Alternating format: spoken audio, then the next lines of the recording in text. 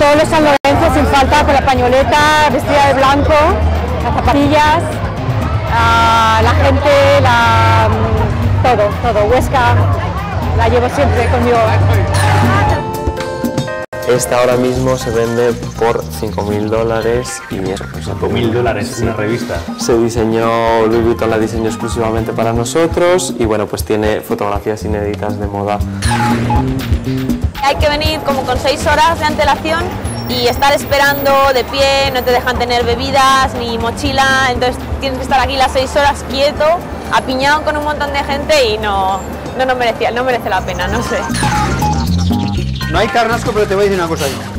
Yo crecí en las navidades con pato. Mi abuela le encantaba hacer pato con castañas. Y aquí he hecho una versión yo un poquitín más contemporánea. Lo sirvo con un puré de castañas, unos vegetales de invierno simplemente asados.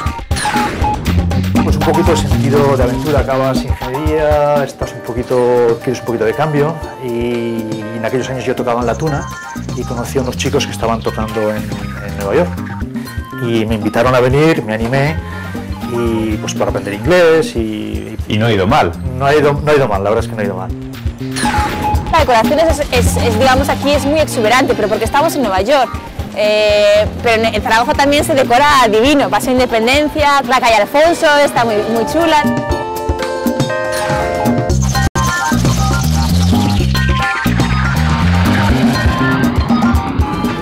Como cada año por estas fechas, los escaparates de Nueva York se transforman en festivos panoramas y sus 5 barrios se iluminan con miles de árboles de Navidad. Por eso, Aragoneses por el Mundo viaja hasta la ciudad que nunca duerme para conocer, a través de algunos de los aragoneses que aquí viven, cómo esta gran urbe prepara sus fiestas navideñas. Si quieren descubrirlo, solo tienen que acompañarnos.